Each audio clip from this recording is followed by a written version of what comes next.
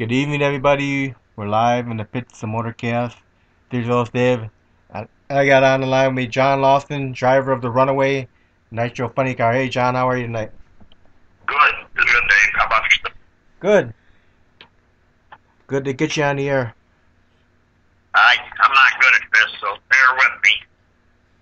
So, John, how's the season been going? Well, I know it's over now. How'd the season go for you with the funny car? It was a very good one this year.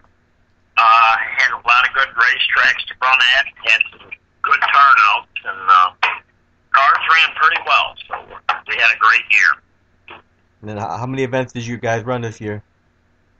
Altogether was 7, and we had one rain out, but everything else was fine. So now, John, when did you start your whole career in drag racing? Actually, I was 14 years old. I had a, 1971, I had a 65 GTO that ran in the 12s.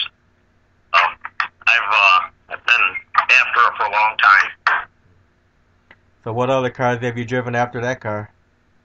I had a lot of race cars, sprint car stuff that, 11, 12-second stuff. That always wanted in my funny car, and I bought my funny car off of the Optic. And old Kennel, and we had a good time with that. Started running with them guys over in 1988 with the Midwest Injected Circuit, and just kept me hooked, so I never got away. Now, I know you were in a Top Fuel car, too. And then Yeah, we had Lucas Oil there, was our main sponsor. I had Mark Oswald for our crew chief. We did 3 or 4 years pretty good with that, and needless to say, we had to go to the sideline there. We were getting on top of it, but we weren't there, and it was just a rough deal to give it up, and I couldn't give it up. Lucas offered to put us back in an alcohol car or a pro mod. I had my mind made up. We had to figure that out. So when did you get the Runaway?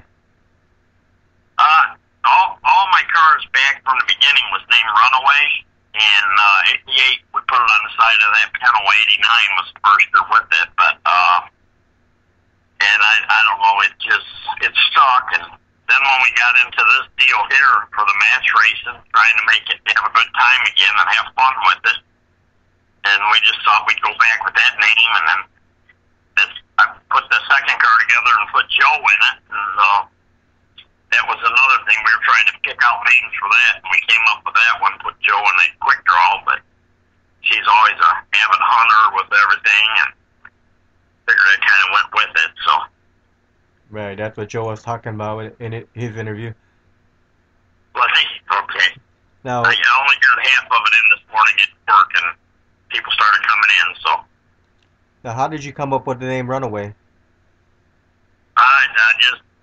We were completely lost trying to come up with a name, and I always liked that song, and Bill Shannon's song, and needless to say, it stuck, so. We took it off one on the alcohol cars after my crash at Union Grove, because we went out to the highway up there, and I thought, well, you know what, that Runaway might not be such a good fitting name, because it ran away. We was going for a good ride. Good Lord was with us. We didn't have any injuries, and was back out racing the next week. What year did you get in the crash at Great Lakes? 97. We had a throttle hang up, and I went through the guardrails at the end, and chain link fence, and hit telephone poles and a tree. We got a little bit of everything that time, but walked away without a scratch. I mean, the car was sitting out on the highway burning, had people honking at me like I could move or something. And I was still collecting myself, make sure I had fingers and all that, Right. But it was just a bad deal. The throttle hung, and I thought I could get it back up, and I took her a little too far. But I made it across the highway at least. Yeah. Now, is that the only accident you've had in your drag racing career? I've had a few. Had a few good fires in the alcohol classes. Burned the inaugural event at Joliet. I was in the final against Mark White, and I could couldn't hear him, and the car was on fire about 600 foot, and I'm like, couldn't see my hand in front of my face, and I counted to 4. I said, well, I should be by the finish line by now. Hung the chutes out. We had fire bottles on, but it wasn't helping. But the inaugural event, and in the final, I had to do it. You know, it was just probably a little bit crazy to do it that way, but I wanted that one bad. Needless to say, we did win it. Now, you've done a lot of match racing with Tom Mochi's Drastic Plastic car. Yeah, Tom's the one that actually got me back into this mess. He needed somebody to run, and he had a lot of parts, and we did some bartering, and Tom's helped us out a lot. I mean, he's a MacGyver. He takes a bunch of stuff and makes it work, and we had fun there. Had quite a bit of fun with him, a lot, and we still race a few races with him, and hopefully this next year will be the same. So did the Drastic Plastic car, was that like inspiration for you to make you more header flames for your cars? Yeah, yes, and we actually have Tom's tune-up in the car, and just the way he had set it up, and we've been running this thing for 4 years without having to beat ourselves to death working on it, which has been fantastic. Tom's had a few issues last year, but it's coming back around. He's going to be fine. He's one that don't quit, so it'll be good. Now, back when you first got into drag racing, did you have any drivers that were inspirational to you? Pretty much all of them. I was so hung up on drag racing that I had so many idols that wasn't funny. And then when Forrest started performing well back in early 90s, you know, the way that guy talked, he was pretty much my hero. So, but old man Creasy, Dale Sr., Dale Jr., I mean, I've got a lot of guys, and I always go for the underdog, Timmy Wilkerson, which I shouldn't say underdog because they perform with the best of them. And back in the day, old man Creasy did too. I drove for him for a while. I had Bullet Bob. I drove for him for a while. We've been around, so. So what was it like to get behind the wheel for the first time in a nitromethane car?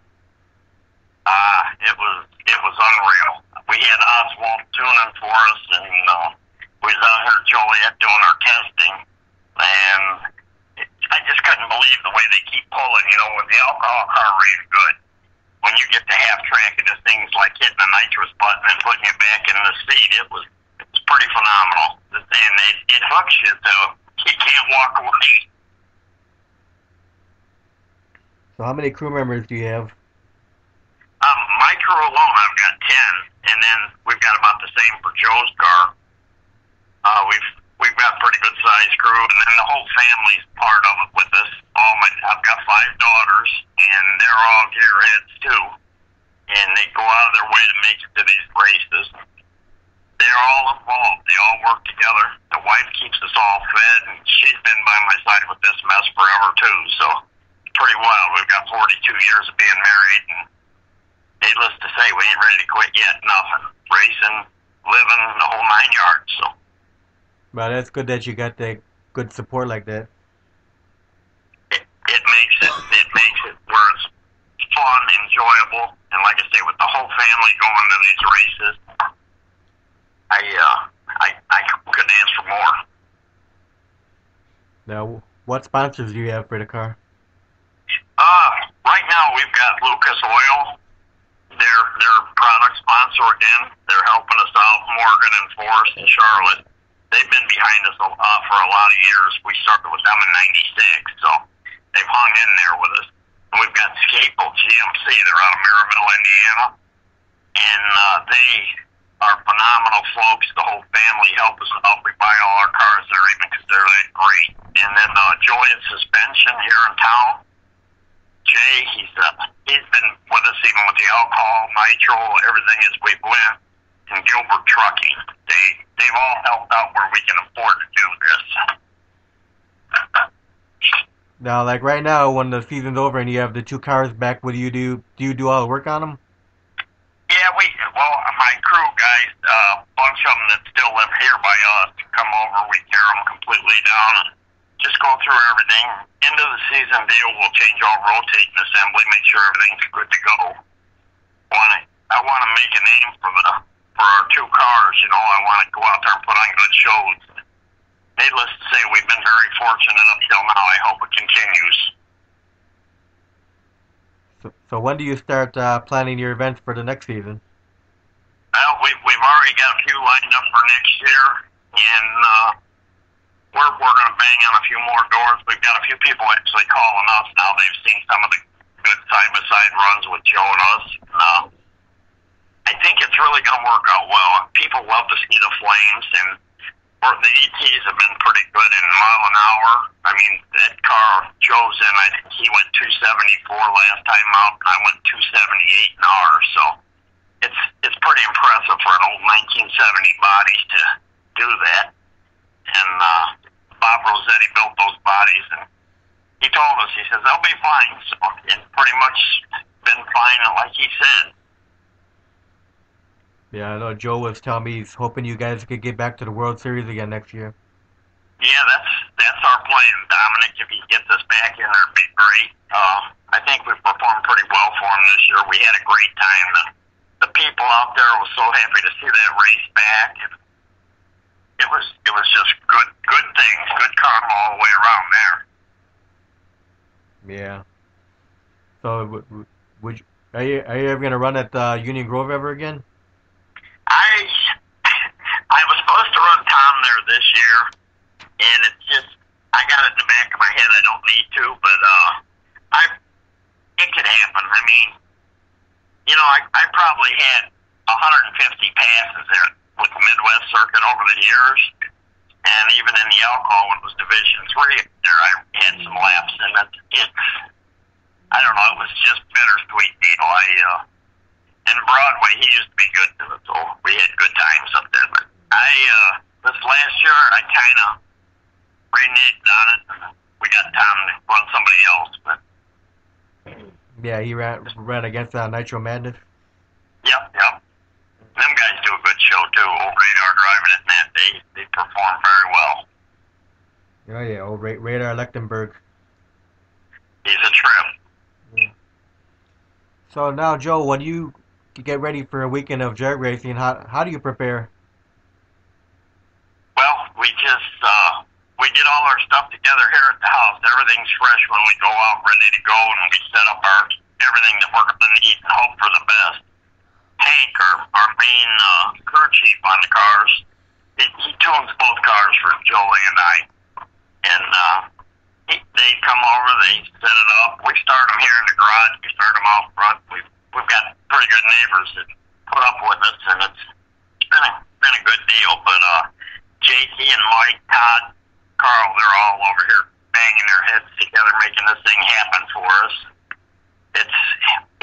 To see guys still interested in racing at our ages, like I just turned 60, and I see no reason to quit no time soon, and we love it. So it's forward and go, you know. Well, look at Chris Caramasini. He's still going. How old is he now?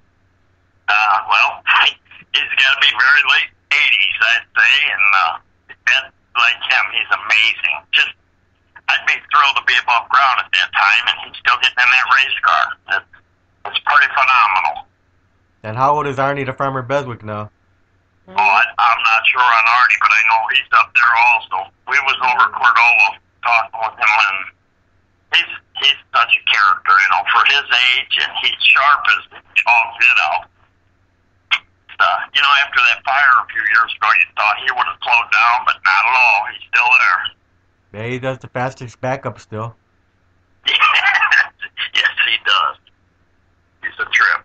Now, what are some of your favorite tracks to run on, John? Martin and Eddyville, and I think it's so much because the people appreciate it so much.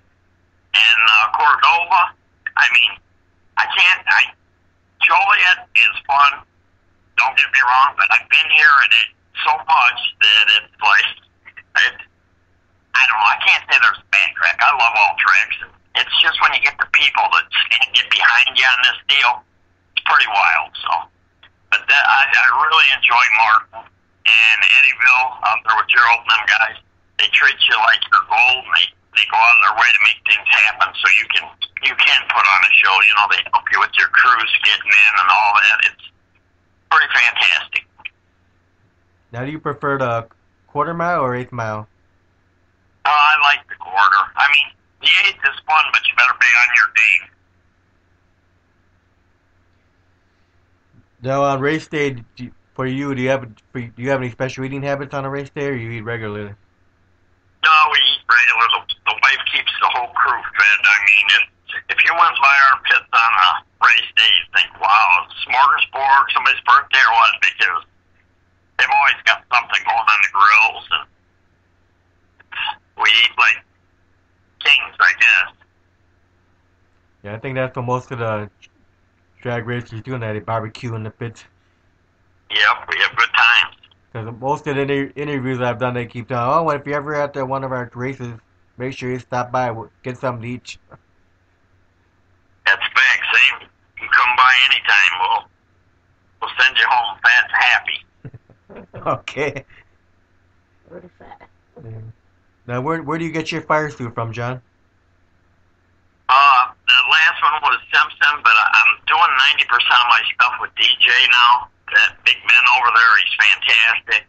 They really hook us up with some good stuff, and you support who really supports you, and he's the guy. I mean, fire suits, the diapers, the floor restraints, seat belts on both cars, parachutes. I mean, it's a one-stop shop.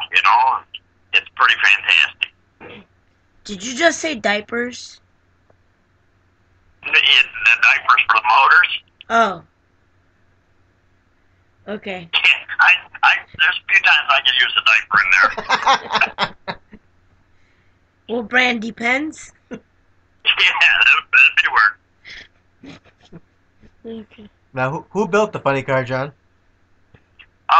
The one car is a Pfluger car, which was Dale Creasy's 06 championship car. And the other car is one of John Force's cars that Robert had, three-rail car. And then we've got a backup three-rail car sitting upstairs hoping we don't need it. But that one there we thought we might put back in the service and go play a little bit of the big show with. And then we come back to realize that we don't have that bankroll. So we just better keep having fun with what we're doing. So what's the quickest run time you've had with the Runaway? I went, did I go like 5:30 and 2:78.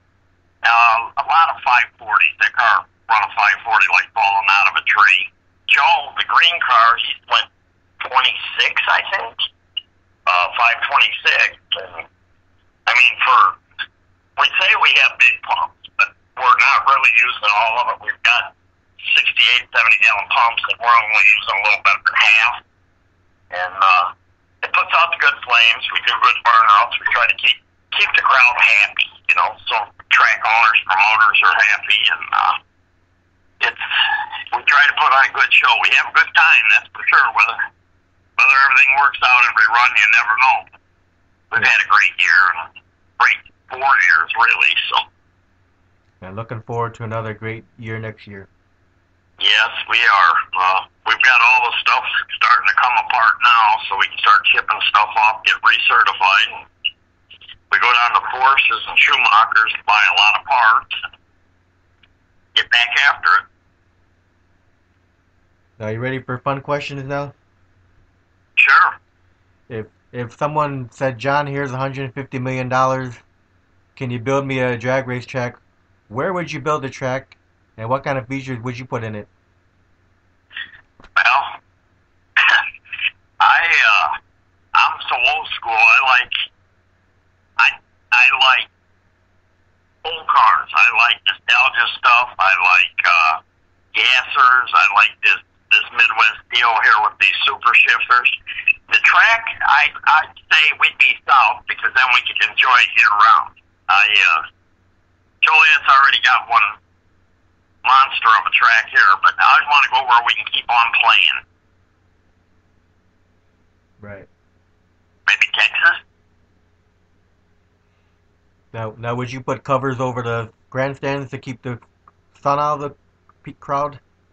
You know what? Yes, that because like when we used to go to Bowling Green and that I think that's a neat feature. Plus it holds all that noise in there so everybody gets the true effect. Right. Now, do you have any hobbies outside of drag racing? Ah, well, I got a lot of old cars. I'm a car collector, and I like cruising them out there and stuff like that. We also do some river running. We did a lot of jet skiing in the past and boating, but the old cars is pretty much taking over now.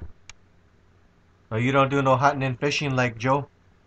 No, no, fishing's too slow motion for me, and hunting, I go to the store and get my meat. I'm good to go. Joe, that guy there lives to hunt. Yeah. This last hunting trip, I think, got a little best of him, but sat up there in a cabin for three weeks while it got snowed on. But that guy loves that hunting.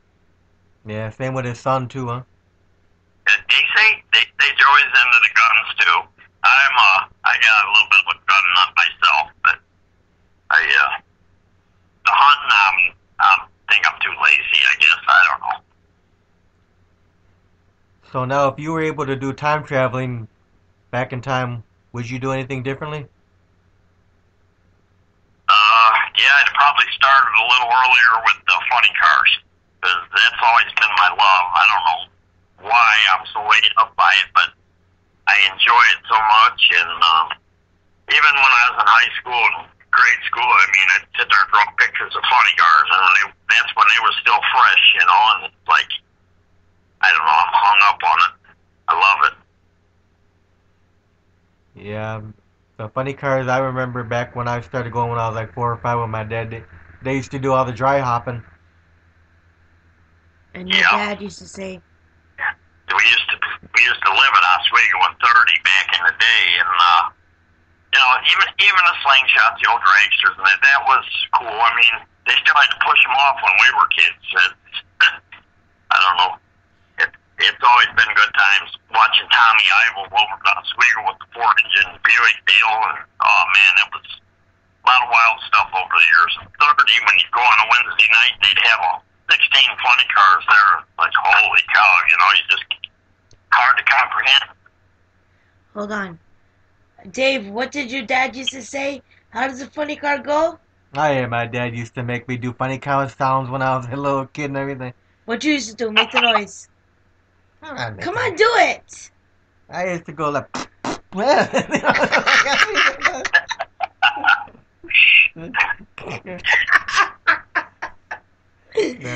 Dave went put.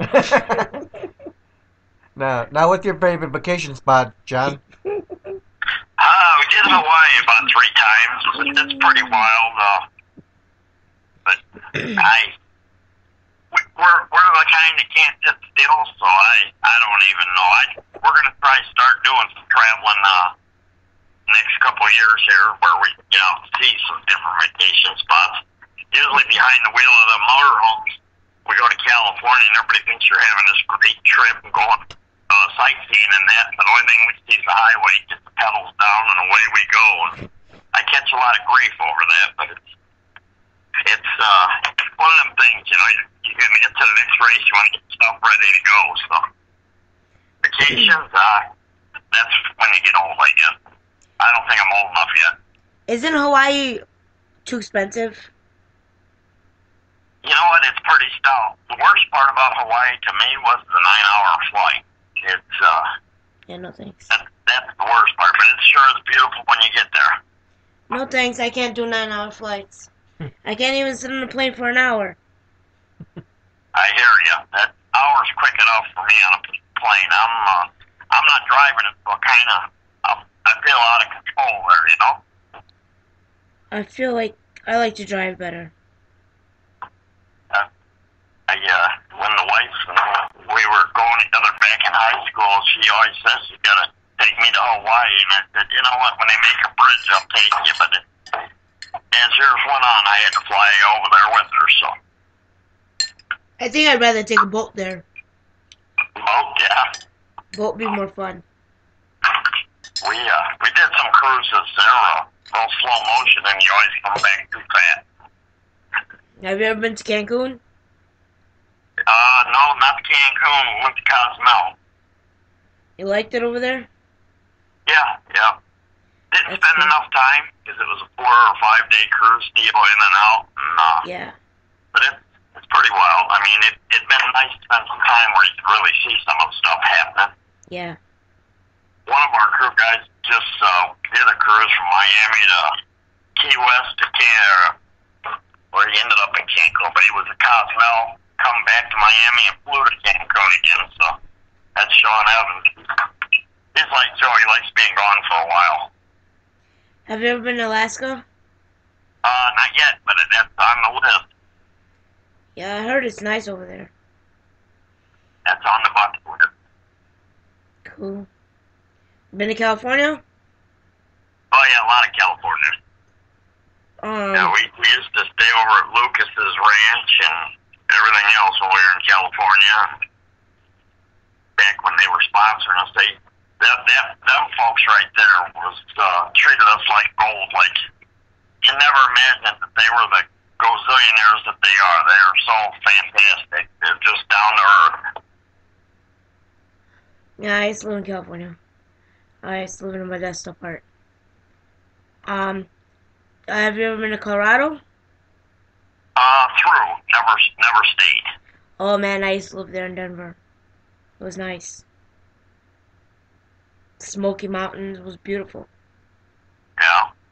Like I say, I've drove through it enough times, but I've never even raced Denver. I did it pretty much every track back in the day except Denver, Seattle, and Sonoma. We missed them 3 because we didn't have wallets to cover that end. Why? How much would it cost to race in Denver? Well, at the time you had to change everything in our tune-ups and everything and parts, and we didn't have the money. It was just like throwing money away in our case. So, And you'd have to Mark get a... Oswald, he had us where we used our head a little bit because he knew what we could do with the money we made. So, And you'd have to get a new license, right? I'm still licensed, yes. No, for Denver, you'd have to get a license for Denver. Oh, Right. no. No? Not that I know of. Well, I don't know. Well, Dave, any more questions? What's your favorite food, John? My wife's Mexican, so needless to say, Mexican food's pretty much it. You like chicken fajitas? Carnitas, No, chicken fajita. right on down the line. So, Fajitas. yeah, believe it or not, menudo, pozole, it's going on right there. Getting hungry talking about it. I think I'm gonna go make some chicken fajita. There you go. It's been like my 4th time making it in 3 weeks. Dave? What's your favorite beverage? Actually, iced tea. I quit drinking 30-some years ago because I didn't know how to act, so I'm a iced tea guy. Yeah, Joe likes iced tea too. He said unsweetened. Yep, unsweetened, don't need no sugar. Then you give Joe a gallon of coffee, he's ready to go. If I drink iced tea, it has to be sweet. I can't do it unsweetened. So, favorite music? Beach Boys. They Here say we I'm go stuck in the 60s. surfing USA. Well, you said Beach Boys. I used to love them. I used to love them when I was a little girl. Yeah, Joe surprised me in his interview. He said heavy metal. Oh yeah, he is. He's Stone Hillbilly, but he's heavy metal. That guy there is a trip. He's good people. Now, if you weren't drag racing, what do you think you'd be doing with your life? I ain't got a clue. Just say, I had this body shop up here for 30-some years and been doing it. I've been painting cars since I was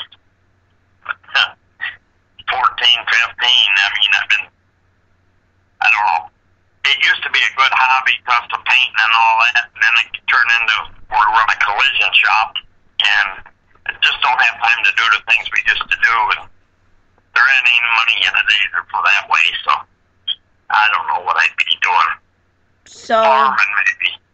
so John, do you fix your own cars? Oh, yeah. So you like to get down and dirty, huh? Always. Does your wife like that?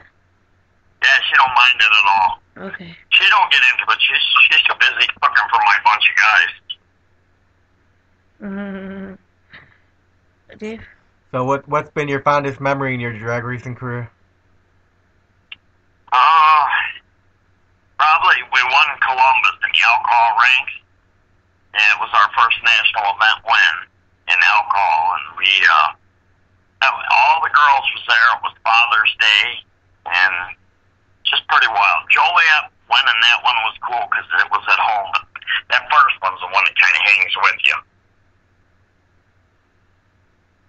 Now, John, thanks for your time for this interview. You have any last words, any thank yous you want to give out, anything like that?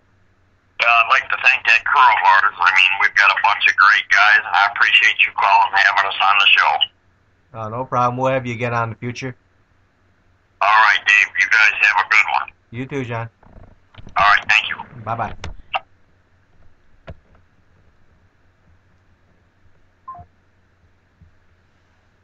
Did you like the massage?